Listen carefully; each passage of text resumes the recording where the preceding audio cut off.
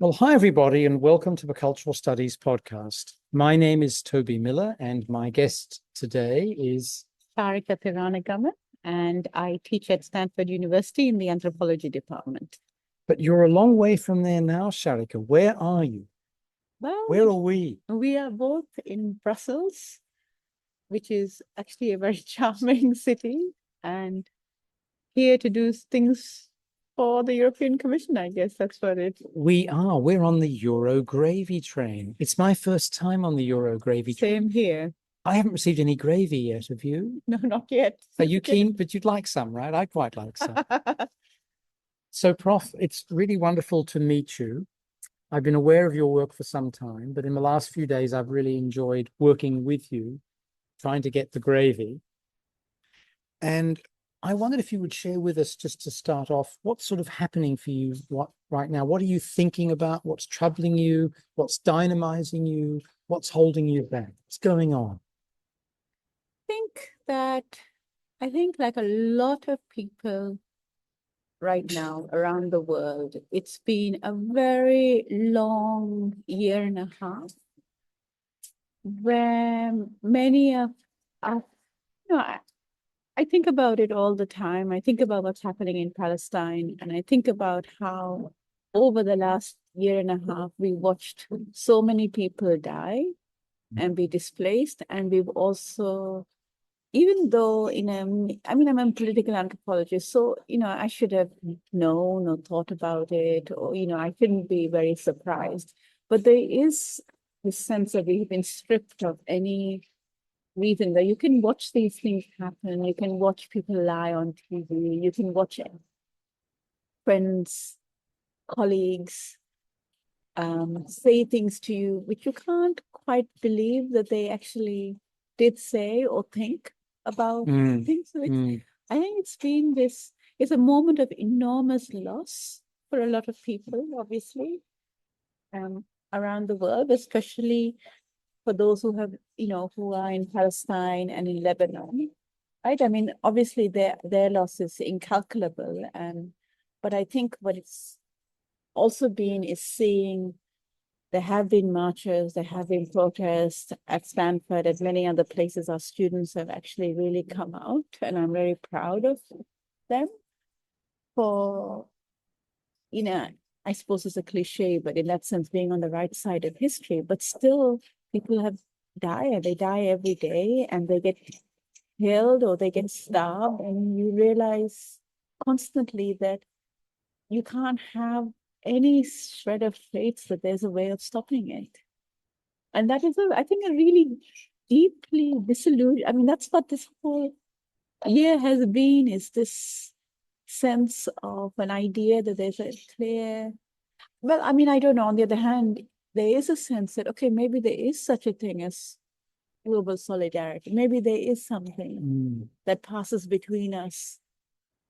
But still, that sense that you can do something with it, that is, I think, that has been really hard or attacked. And, I think we all need to feel that actions can sometimes change things. And I think it's just very hard to feel that you can become so politically mobilized, but at the end of the day, you're still going to wake up every morning and read the news about more people dying and, the destruction of life. And people, and it's really shook my certainty in the media in the US. It's shaken my certainty in sometimes in my colleagues. It's shaken my certainty in the universities. That in fact, I think you retain this sense that a university is a place where there is a possibility of learning, but also a possibility of speaking, of thinking, of debating. And then you watch, universities actually really go about rooting that out. So I think it's a very difficult, I mean, I don't know, I feel that most words are a little bit inadequate right now. I think two things about our words. One, a lot of words feel inadequate, so that when people want to, when we discuss this, we end up repeating the same sorts of words because there are not enough words right now to express what is going on. The other thing that happens is that many of our words feel cheap in our mouths, that the coin or the value of the words that we hold dear they do feel. They've been cheapened. Yes, considerably. I mean, do you not think so in some ways? Well, I've been living in Spain during this, and one of the good things is that, for example, the Spanish government prevented ships from docking that were involved in taking arms to Israel. Universities had mass protests, and guess what? They didn't call in the police. They invited protesters to join them on committees to examine the university's entanglements with Israel. Yeah, I mean, that has not been the case in the US or in the UK, two places that So I felt as though in the Spanish context, words meant something. The achievements of these young people in camping out meant something. And the fact that they were putting tents down on university property, people shrugged their shoulders and said, okay, they're making a point. Let's listen to them. Yeah. So there is some value there. But I wanted to ask you a more general question about violence, because this is one of the major topics of your research. So at one level, this is a story, or this is one of many stories that you're accustomed to, the horror of violence, what it means at a general statistical level, what it means at a personal level. But this seems to be almost more resonant, more meaningful, more painful for you. I think, so I work on war, and particularly on protracted war. And so, the question of violence, I think, has always been a complicated one for the humanities and social sciences, because violence is both, of course, very destructive, but it's also extremely generative. It generates new lives, new horizons, new inventions. So, there's always this sense in which, so there's a general way of thinking and talking about violence that sits a little bit, I think, for me in one way, but there's also a way of thinking about what protracted war looks like, or different kinds of political formations. So, for example, protracted occupation or incarceration, so there are these, so I'm very attuned both to the consequences of political violence. That's what a lot of my work has been, in people's lives and how it shapes people's lives and how your horizon is made by these long wars. But I'm also, because I'm a political anthropologist, very thoughtful about different kinds of actual political structures and what they do, and the very different histories that come out of them. So I sometimes think that we also,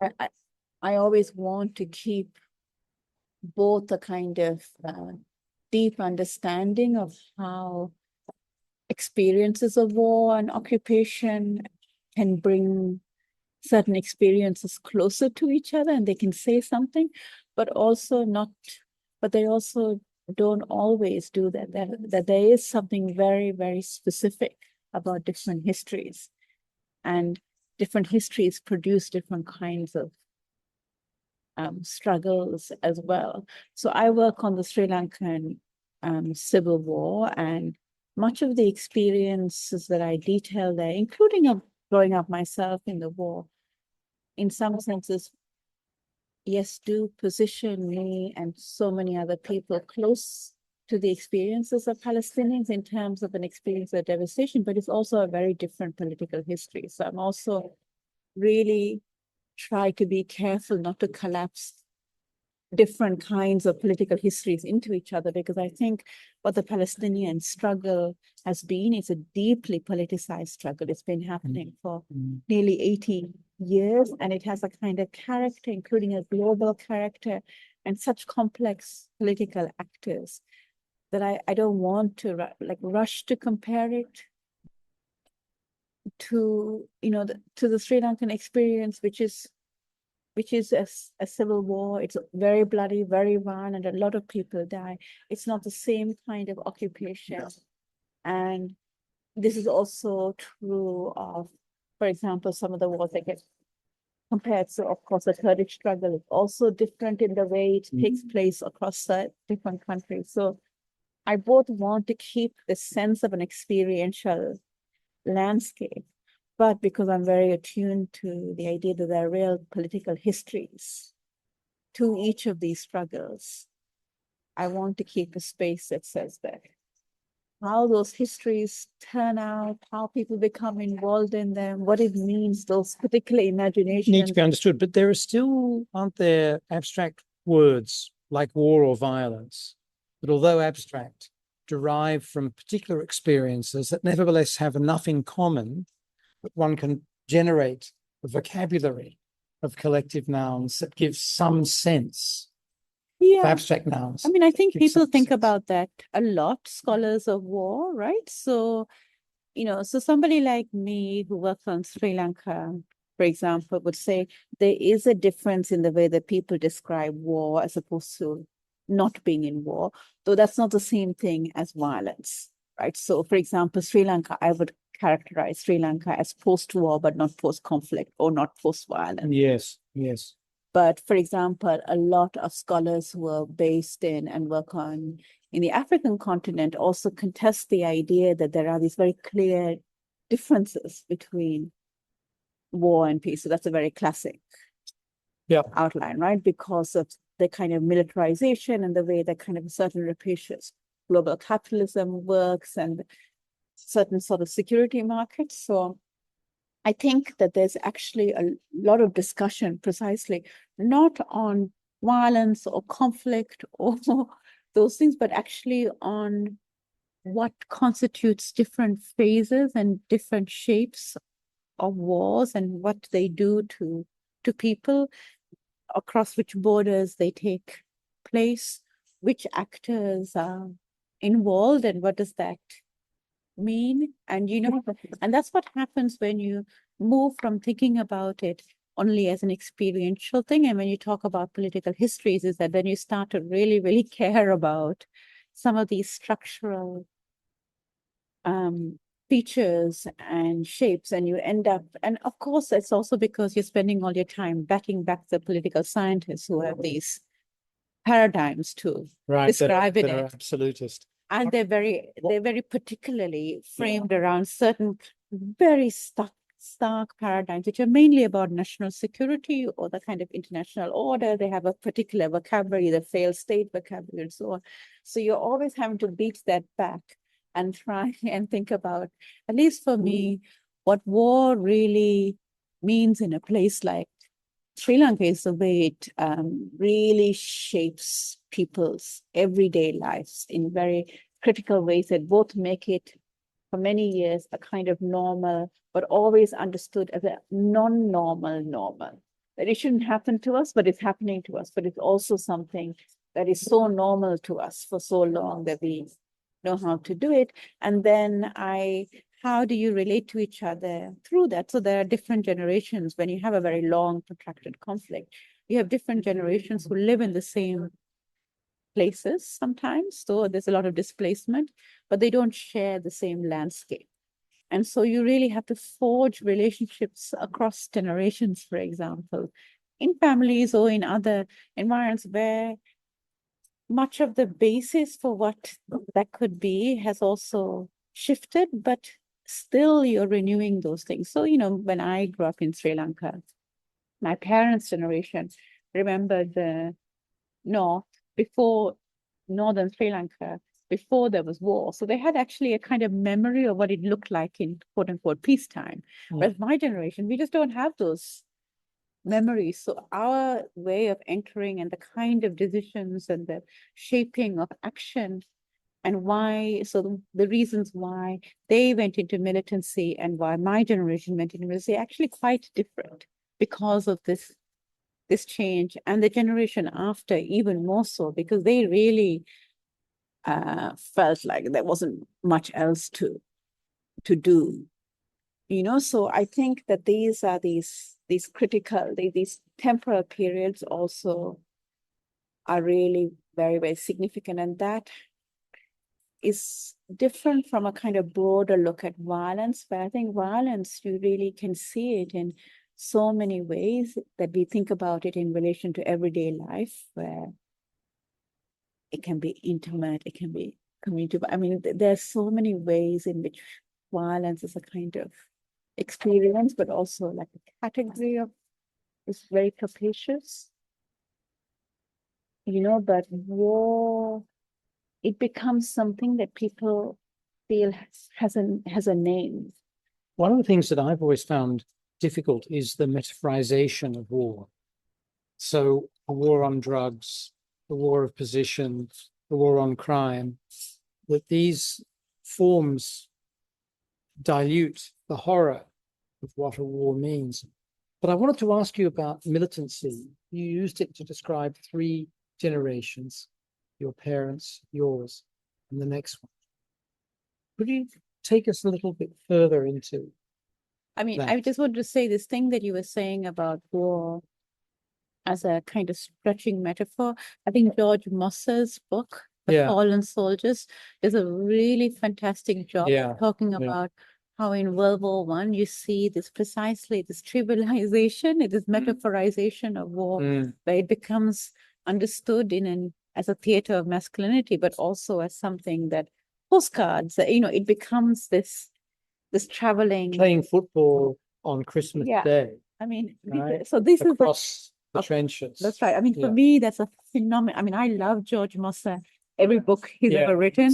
But I think that book is a really interesting one. And I think that there's a lot of really interesting work precisely on both the anonymization of war when it becomes these national army. I mean, these new kinds of forms of doing war in the 20th century, and this traveling metaphor where it can become, it continues to be understood as a theater of masculinity in all kinds of places, right?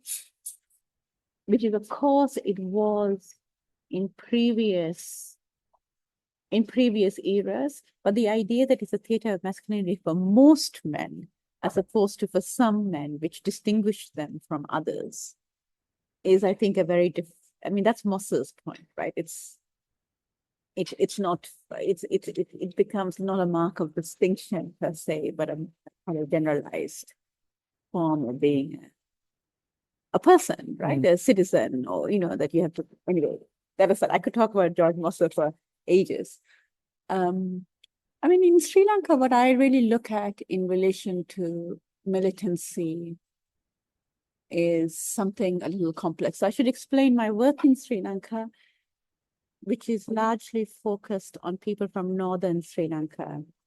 And I say that because there's a lot of historic tensions between northern Tamils and Muslims, and eastern and north central. And it's often one of where northern Tamils consider themselves to be a little bit, they are historically a little bit supremacist in their approach to other Tamils. So I though my work is on the north, I say these things so that it's clear that I'm not trying that I'm also not trying to reinforce that idea that's talking about the north is talking about all Tamils across these regions.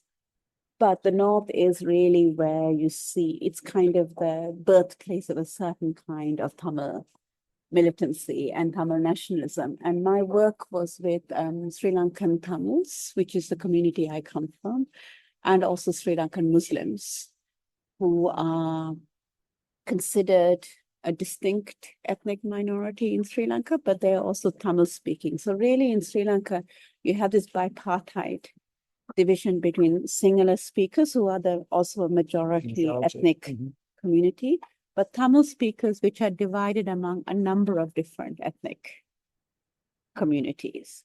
And the largest of being Sri Lankan Tamils, who are known to be central to the conflict, but others who are very significant are Sri Lankan Muslims, who are scattered all across the area, and also but concentrated in the north and east. Mhm.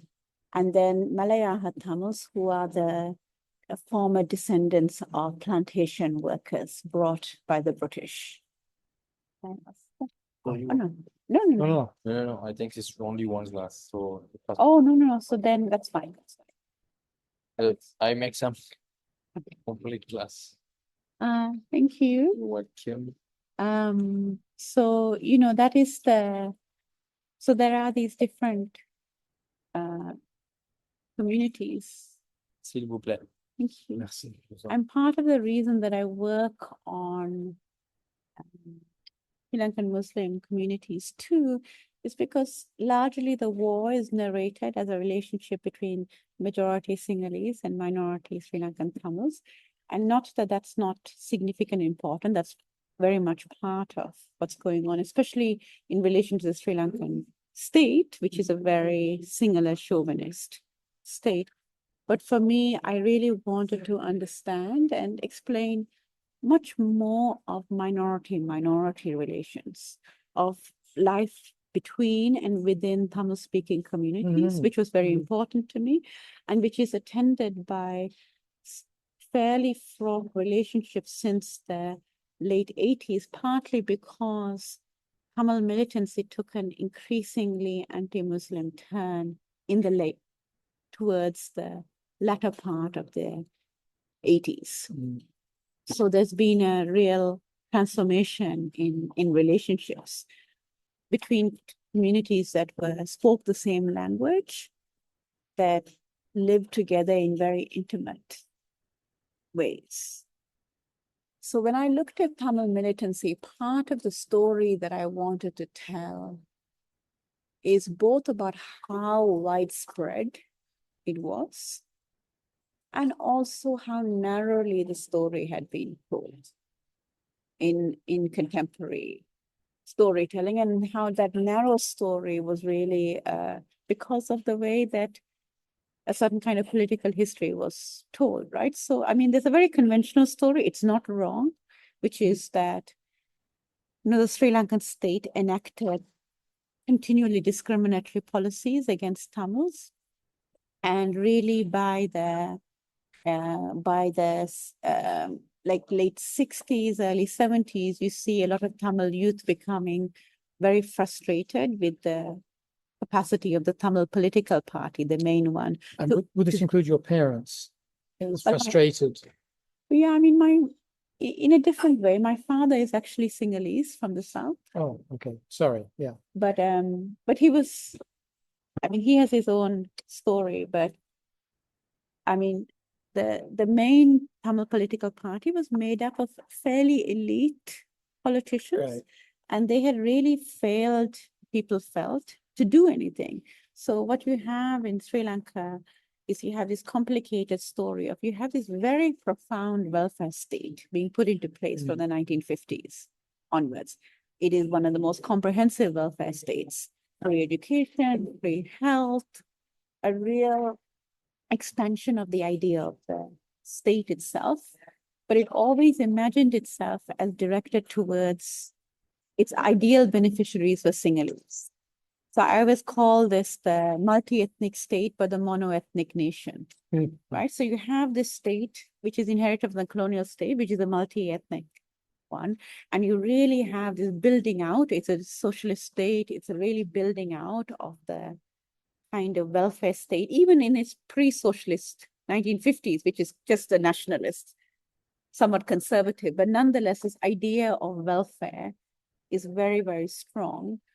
And this has these paradoxical effects where, so all of these policies that are directed for the benefit of Sinhalese also have an anti-Tamil sting, but they also create these unintended effects. So very famously, the 1956 policy for Sinhala only, which is to be educated in regional languages in Sinhalese, comes along with a kind of Sinhalese becoming the prime language rather than Tamil, for example, right? So it becomes the central language. So then there are riots against Tamils. So And then there's these kind of pacts. And so then that gets amended in 1958, which is it's a very Sri Lankan tagline, Sinhala only, but Tamil also. And that is what the state is like. It's Sinhala only, but Tamil also. And that it has this this is the best moniker for the whole of the Sri Lankan state, which is this. And when it has things like Sinhala only, and it has this Swabhasha education, what it enables is like young men like my father, who was born in 1947 to a very poor rural family, to go to school, to become educated, only speaking Sinhalese, and to go to university, because the universities are now taught in regional languages. So my father is the first child in his village to go to university, the first child in his family. He is precisely the beneficiary of all of these poor, new youth for whom the Sinhalese state is not experienced as a discriminatory state. It's experienced as an enabling state. But for Tamils, it's paradoxical. On one hand, it also means education in Tamil. So a whole load of young people also become educated. And is that your in Tamil. mom? Yeah, so my mother is Yeah. Tamil. So, but I mean, she's actually, my father's from a very poor rural family. My mother's from a lower middle class Christian family. So they're English speaking. They're part of like not a big elite, because that would be in the capital city, but they're part of like a rural elite. My grandfather's a school teacher.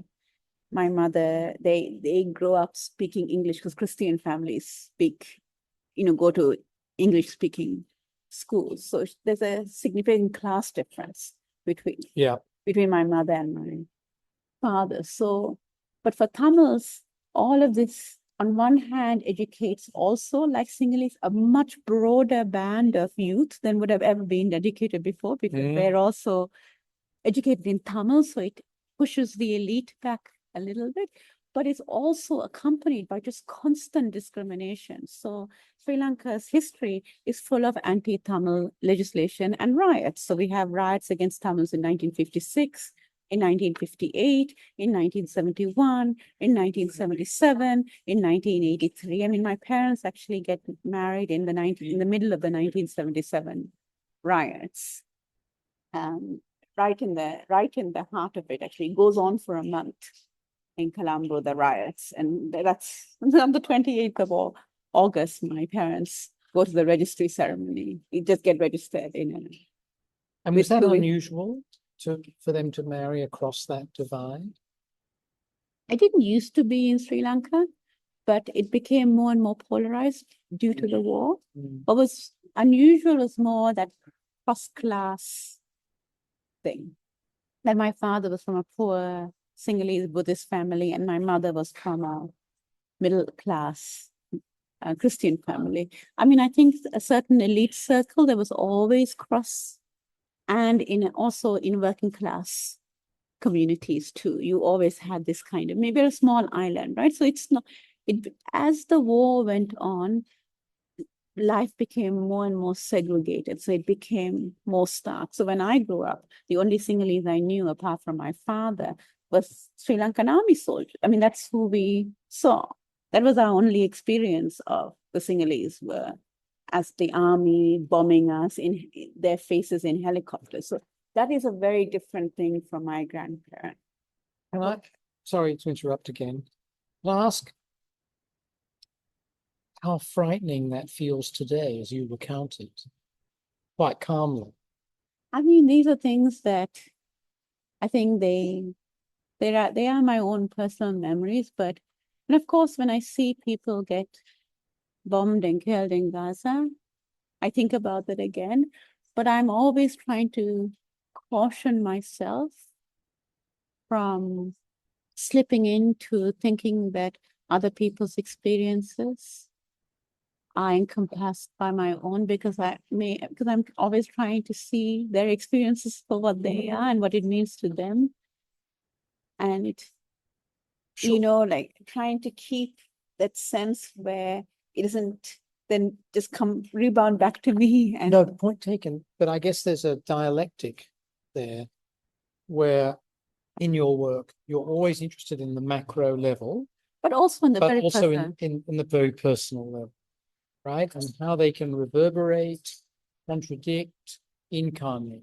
And you have to think about that a lot when you do ethnography. So I should answer the question about militancy, but I will say Yeah, yeah. this, is that especially when I was doing field work as a Sri Lankan who had left as a refugee when I was 10, and you're interviewing and working with other Sri Lankan Tamils and Muslims.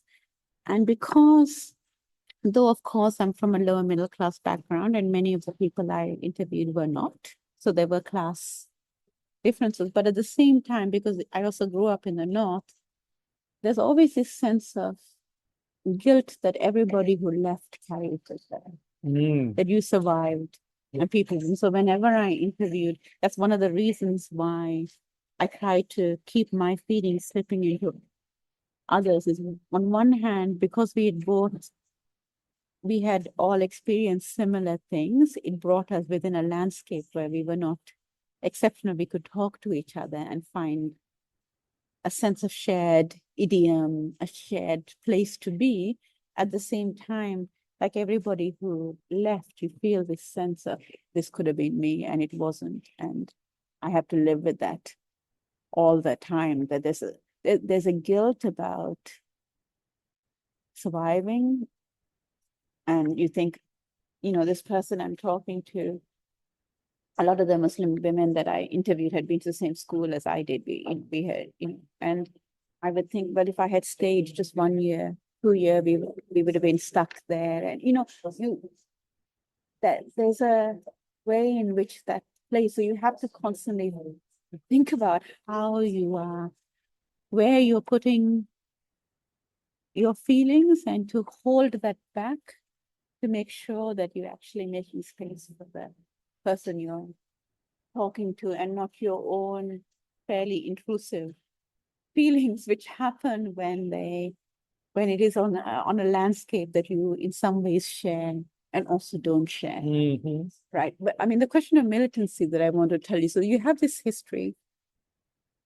And really what happens is that from about the 60s and 70s, Sri Lankan Tamils begin, especially in the 70s, to start to join militant groups because they're frustrated and they're angry.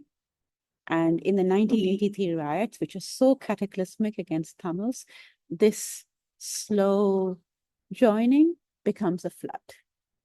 So many people join that when I did my research, I would, in 2002-3, when I first started, many of the very respectable looking men and women you would see in their 40s, Sri Lankan Tamils, would have all been involved in one militant group or another, because it was such a huge proportion of the Sri Lankan Tamil population who went in. And I call that era popular militancy because it's actually people who joined and they went into multiple groups. So there were 5 really big ones, but there were many. There were so many, but there were 5 big ones, and those 5 big ones stayed pretty constant. Of one of those 5 was the LTT, the Liberation Tigers of Tamil Ulam. It was always one of the smallest of the big 5. But it's the famous one for people like me. Yes, because the other groups, and they were all had like roughly, the same sorts of people. At that time, it didn't matter so much which one you joined, but you joined this one or that one by coincidence, or because people in your village had joined, or because in your caste group you joined this one or that one. So there was a certain amount in the early years of a kind of spread.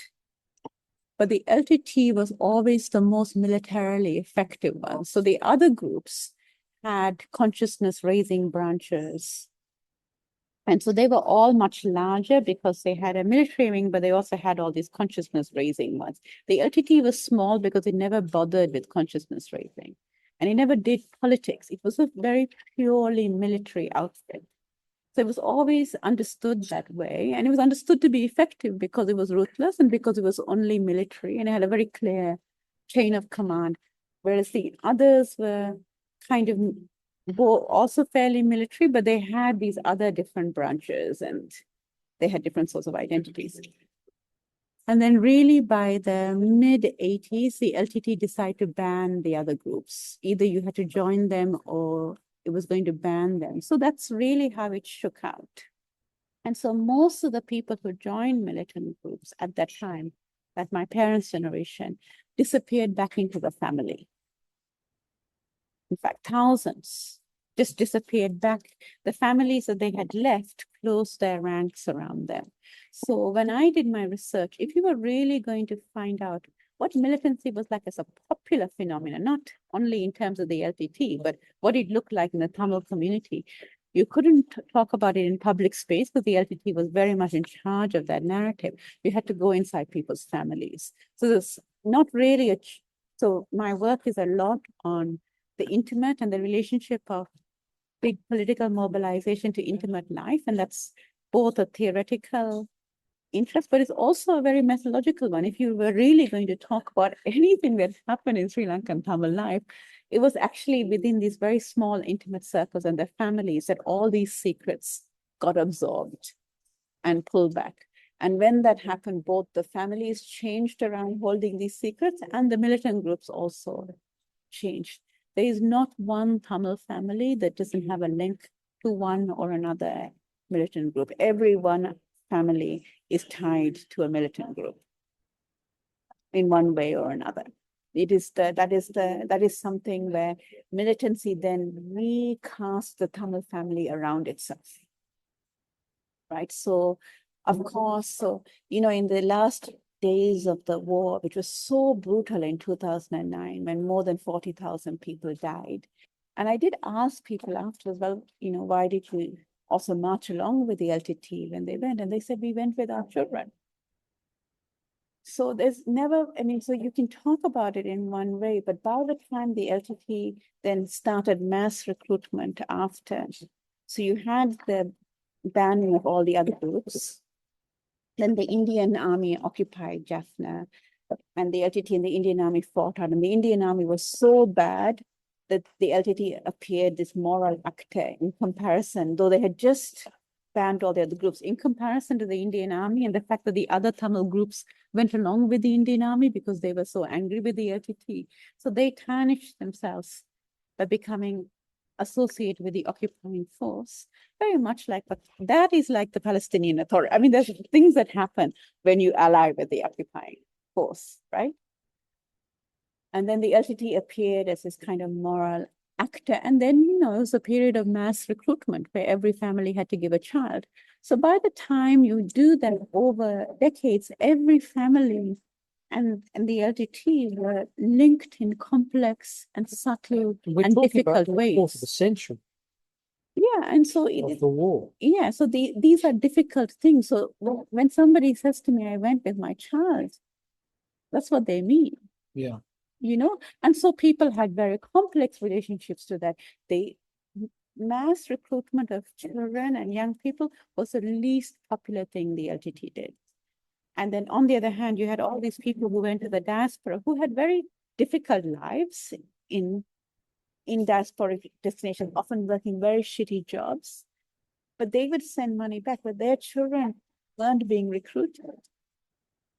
It was children back home, right? So there's their children were having very difficult lives, and they were having difficult lives in diasporic locations, but they were also not being recruited. But they had these mass ceremonies to celebrate the deaths of these people who, conversely, in the north, when the Sri Lankan state is bombing you and they are, the Sri Lankan state has never been in it to win any hearts and minds. So it is always relentingly chauvinistic and racist. So, for a lot of young people, it's like, well, what do we do? So I always looked at that less in the way that people wanted to look at that in terms of, oh, it's about support or not support, or we can assimilate it easily into a struggle for self-determination, and instead looked at these very complex histories and how people became tied in, or how they lived their lives in that, and how people would say, yeah, we're in a fight for homeland, but we don't have a home anymore. 1 in 2 Tamils has been displaced more than twice in their life. And then I also worked with Sri Lankan Muslims who in 1990, the LTT decided, the Northern Muslims I work with, because Sri Lankan Muslims are a very significant minority in Eastern Sri Lanka, they're a third. And so they hold voting right. I mean, they really hold the East, their voting constituency, their political party really came up and the LTT wanted to break that. So in 1990, they evicted 80,000 Sri Lankan Muslims in 48 hours from all 5 districts of the north. They had to leave and leave everything. And then they ended up in all these refugee camps just in no man's land. So my research was both with Sri Lankan Muslims at the time, 10 years after this eviction, really documenting it and talking many of the Jaffna Muslims. So they're from different districts, but the ones from Jaffna, where I'm from, the area I grew up in is contiguous with the Muslim area. So I had been to school with some of them. I mean, these are very, very, these are like contiguous areas. And Sri Lankan Muslims were displaced and internally displaced in these big refugee camp areas, which are just on the peripheries of their former homes. Right? So people would say, look, you can see in the distance, my home is there in the distance, but I can't go there. So, and that I found, I sort of contrasted that to Sri Lankan Tamils who were abroad, and where you have these where one is very proximately displaced and where others are displaced in, where distance, where, they notice the marks of time on themselves, but not on the place. And for Sri Lankan Muslims, the marks of time are both on place and themselves because they're aging along with their landscape. So you have these generations that grew up in the refugee camps who haven't been, who don't remember, but who understand themselves to come from there. And then, so, a lot of that first work was looking at generational relationships. It was looking at these experiences of political violence, how it had shaped both the Sri Lankan Muslims and Sri Lankan Tamils in different ways, people from the same place, speaking the same language, but positioned very differently in how that shaped them. I looked at death and disappearances, how families dealt with that. And the larger theme was always that what war does is it changes your intimate relationships to each other and ourselves. But unlike much of the theory at the time, which suggested it atomized, I didn't feel that my research or what my experiences show that it atomized at all. It created these very small circles of trust. So everything is very intense. In fact, sociality is very prized, it's very intense. And people were very afraid, actually. They were afraid of the Sri Lankan state. They were also afraid of being marked as traitors by the LTT. But then, post-war, what really happened, and I've been documenting in Sri Lanka, is, of course, because the Sri Lankan state continued to be unrelentingly racist, and it killed so many Tamils, and it interned them, that we see post-facto a nostalgia for the LTT emerging, which wasn't there right after the war, or even just before, where people were much more pragmatic. They were like, well, these are the people we have. They're we're in these areas. What are we going? This is our this is our governance. In fact, that's because the LTT really controlled a good herd of the island. So, but now you see this very different way in which that history and those stories, and for young people who haven't known that earlier time, these are memories and stories of a time when Tamils stood up for themselves against the state, and they nearly won, right? So you can see even so one of the things you end up doing when you work on political violence or war is really thinking about time and how different sorts of time and different kinds of life processes, in fact, change very clearly these memories. So one of the quotes that I use in my first book, which I think about still to this day, is I love the work of Reinhard Koselleck, the historian of ideas. And he has this line, which I'm going to paraphrase, I probably quoted wrong, but he says, events, once they have happened, they have happened once and for all, but experience of those events changes over time. And I find that ever fruitful to think with and to understand, at least in Sri Lanka. And of course, it was a war that my own family was very much caught up in, though, I think of myself, my sister and I think of ourselves as Tamil. My father is Sinhalese, but he didn't teach us Sinhalese. He speaks fairly good Tamil, actually. And so we've never considered, we didn't grow up with my father's family. We grew up in the north with my mother and her family. So we are as Tamil as they come, actually, as it happens. It's not a thing. So that's where I understand my own. But I also think that though I ended up working in India on neighborliness, my thoughts about neighborliness really also come from this research with Sri Lankan Muslims and what it means to be neighbors that change over a long period of time. And that, I think, is something that is actually very strongly part of wars, actually, which is not only a minority-majority relation, but in fact, often multiple minorities. And wars are rarely just two actors. In fact, they're articulated around a whole set of different communities, sometimes overlapping, sometimes segmented. And there's this, there's a very thick and complex texture to that, which isn't always attended to, because we want to have relatively uncomplex stories. 8 stories. One of the things that I encountered in my time spent in Colombia was people who, everybody I've ever met there has a family member who died or was kidnapped during what they call the conflict.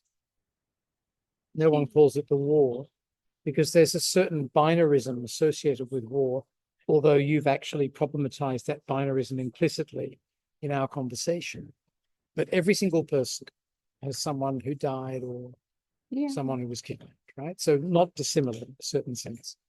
And one of the things that struck me is when I ask about, for instance, a family where, say, 2 different people were kidnapped and ransomed. And in some cases, someone's kidnapped for a day and it marks them for life. They're completely destroyed emotionally. Others are kidnapped for 6 months or a year, and it appears not to touch them. These personal, intimate corollaries or integers of these extraordinary macro-social events in all their horror can be so distinct when they're experienced at a personal level in terms of religion, ethnicity, psychology, age, all sorts of commitments, right? And norms, one's own interiority. Anyway, Prof, we've got about 10 minutes left. The waiters are a bit sick of us, even though we both have reasonably full glasses. But I wanted to ask you a couple of other questions, if I could. Yes. But then also leave time for you to add or subtract anything you want. Does that sound okay as a way of concluding? So my first question, I think will relate to my second, is we haven't mentioned British imperialism and colonialism. How does that contour the things that you've been describing, or doesn't it? I mean, it does, very much so. And of course, in my teaching life, my post students, I give them long lectures. I've just been I was teaching Anthro 1, and they had 2 lectures on the history of European colonialism and Only 2, this isn't Anthropology 1. Well, I mean, I had to also make room for anthropology's history of colonial relations. So, this was just, but I mean, so for me, in my teaching, in my formation, in my historical reckoning, it's absolutely central to think about colonial rule, but colonial formations, and also global racial formations, especially in my work on India, where I actually do read the archival record quite closely in relation to enslavement. I think in Sri Lanka, it's very, very significant, of course, because what you really see is that Sri Lanka is a place where, and I try to teach my students this, it is not the case that people have colonialism invented the idea of different kinds of groups. People have throughout time categorized each other in a variety of different fashions. What really changed with colonial rule is one, modern racial formations where everybody is ranked. So it's not a set of nesting and different regional hierarchies, but you have a system that has pretensions to a certain kind of universal form of ranking, right? So, and Victorian ideas of race are so strongly articulated and attach themselves to the idea of different groups. Yeah. Right. So this is one thing that really makes a difference in Sri Lanka, which is an incredibly socially heterogeneous island, where fairly heterogeneous groupings become understood as clearly articulated distinct groups. And the reason that they matter is because whatever limited political rights there are given through ethnic membership. So there's no suffrage under but there's limited colonial representation on the legislative council for a member from each ethnic group. Each province is governed under a different language, and there's all these sorts of legal and procedural forms that get put into place. So when universal suffrage comes,